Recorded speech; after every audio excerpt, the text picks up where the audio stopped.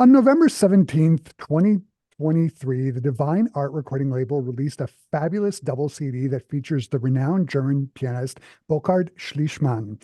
Called Live and Encores, this recording features the music of Bach, Mendelssohn, Schumann, and Chopin, and showcases Schliessmann's wonderful interpretations of the music, ranging from the Baroque to High Romanticism. And joining me here over Zoom to talk about his recording, Live and Encores, I am joined by Burkard Schliessmann. Hey, Burkard, nice to have you here. Hello, thank you very much for invitation. It's my great pleasure to meet you and to speak and to talk to you. Thank you very much. Mm-hmm.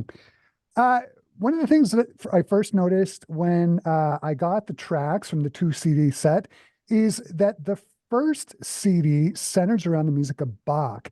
But on that first CD, you also have music of Mendelssohn. You've got his Variation Series. Mendelssohn was so important in the revival of Bach's music. Can you talk about that a bit? Absolutely.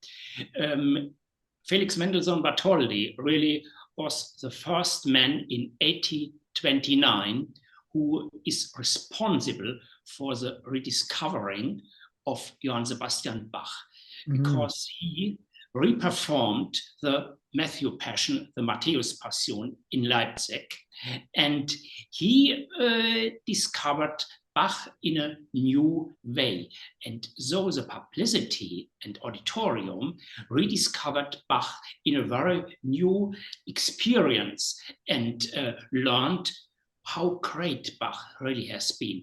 You have to imagine already immediately after his death from Johann Sebastian Bach, he himself nearly had been forgotten. Already his own sons, Friedemann Bach and Carl Philipp Emanuel and so on, they didn't understand him anymore because the polyphonic structures of Bach he composed hadn't been, let me say, liked in this area, because already his sons had been, let me say, composers in a modern area, in the classical area. And therefore, Bach immediately after his death had been forgotten. So Mendelssohn in 1829, he rediscovered Mendelssohn in a very, very new way and structure. And this was the Renaissance, let me say, from Bach. So you've got the Mendelssohn, so it's sort of a tribute to Bach, but also on that first CD, you've got the second keyboard partita in C minor, Right. the Italian Concerto, and the Chromatic Fantasia and Fugue in D minor. Bach's music was largely written for the harpsichord. When I think of the harpsichord, I think of the two manuals. Yes. When you're bringing it over to the piano, do you think about that when you're interpreting Bach's music, the use of the manuals? It's really a big challenge.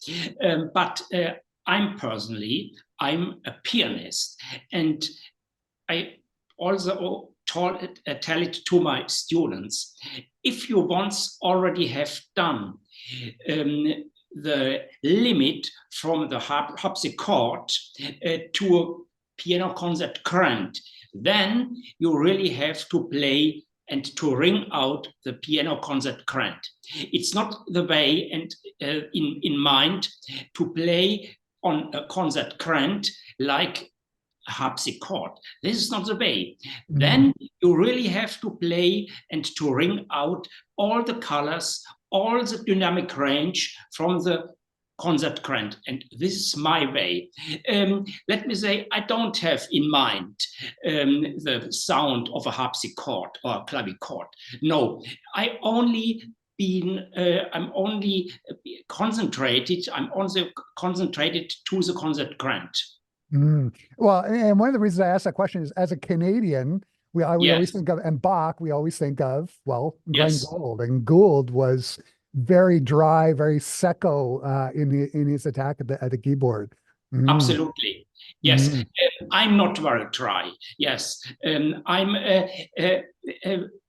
Let me say, I make a combination between the historical manner and the historic scene, how Bach really had to be understood, but I really play piano on the concert grand with all the colors, all the dynamic range, and so on. And this is my way of understanding. Let me say, Glenn Gould was very decisive and responsible, because up to his life, up to his born, up to his birth, this is the problem that Bach really, and the interpretation of it, had been misunderstood and had been interpreted in a very romantic style and manner. And therefore was the mission of Glenn Gould to play Bach in a very, very structural, and let me say, how you pointed out, in a dry way. But today, after his success from Glenn Gould, that he laid out the structure from Bach, we have the possibility now, with a right understanding of Bach, to play it in a normal, in a very human way. And this is my personal understanding how to play Bach, to point out the human structure. So you've got selections from the first book of Klavierübung and the second book of Klavierübung. Do you think there's a changing in Bach's writing between those, or what do you think? I mean, they don't span that many years. I think it's within 10 years that the first and second book of keyboard practice were published. Is there a difference between the two? Absolutely, yes. I think yes. So then on the second CD, you've got the Schumann Opus 17 Piano Fantasy. I was doing some research about this. Both the Schumann Opus 17 Piano Fantasy and the Mendelssohn Variation Series, they were compositions that were used to help raise money for this statue of Beethoven that was raised in Bonn, was unveiled in 1845. Was that a conscious decision on your part, or did it just work out that way? It's a very personal way how I understand the fantasy in C major, because it's the really most biggest and it's a very special composition from Schumann, and in the tradition from Liszt. And therefore, it's a very, very, let me say, a very uninhabited way and composition, and really explosive and intimacy. And therefore, the world of Tristan, the Tristanesque world, is very, very special, and a very special experience to point out. Also in the first way and in the third movement. And this is very a challenge, let me say, really. I was reading about you, and you said that Chopin has all the musical giants in his music, and on the CD you've got Chopin's Waltz in C sharp minor, Opus 64. Can you talk about that? And as a pianist, what do you particularly enjoy about playing Chopin's music? Yes, Chopin really had been a great fan and admirer from Bach, and Chopin himself has to be understood as a real classical composer, and it's a big challenge to interpret Chopin. Pablo Casals once said, Chopin has to be understood like, and to be played and to be interpreted like Mozart, and Mozart like Chopin. And this is a real, let me say, something special to have in mind, like you have to point out and to understand Chopin. Chopin was a great admirer from Bach, but also Schumann has been. In opposite, Schumann had admired Chopin in a very, very outstanding way, but Chopin himself wasn't a friend of Schumann, because the compositions really, and especially the Chrysleriana, had been too exaggerated for Chopin. And Chopin was a composer who had been in mind very in a structural and classical manner. And this is a problem.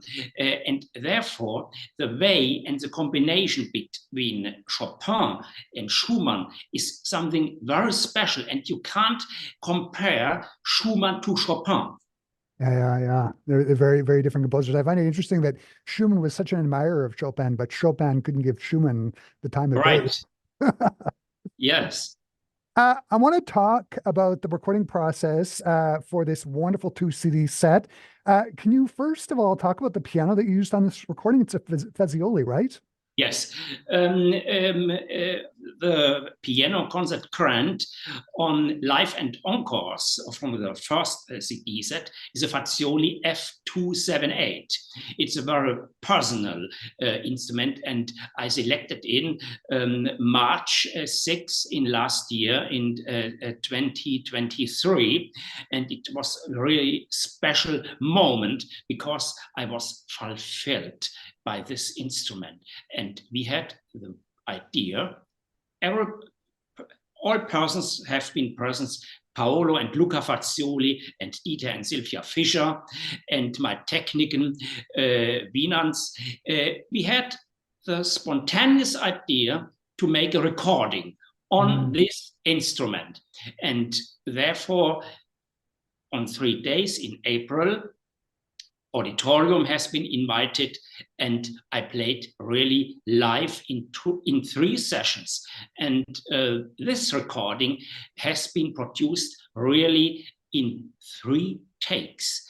I had really only 3 opportunities to produce this project. Yeah, it sort of leads to my next question. I mean, one of the things I was reading in the booklet is you played it in front of an audience. Do you gain energy from that? Does it add an extra element to your playing as you're recording? Yes, I'm inspired by the auditorium, and they give me a special electricity for my interpretation. I'm a pianist who is playing by an inspiration from the first moment, and it's called intuition.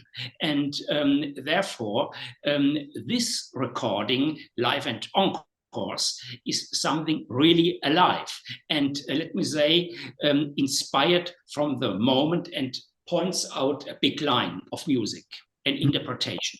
And it's really, let me say, something special, how I'm playing and interpreting music live for auditorium. And then, yeah, and so it comes out on the recording. It's really great. And then you've got the extra couple of encores on the CD, music yes, of Schumann and Chopin. How did you pick those encores? Was it right on the spot, or did you have those already chambered? Yeah, only chambered, yes. Yeah, them chambered. Yes. Burkard, this double CD that's called Live and Encores is just fantastic. It is now in full rotation here in Winnipeg, here in Canada. Thanks so much. Thanks so much for taking the time to talk to me today. This has just been a lot of fun. Thank you very much too. It's a great pleasure and honor for me to talk to you. Thank you very much.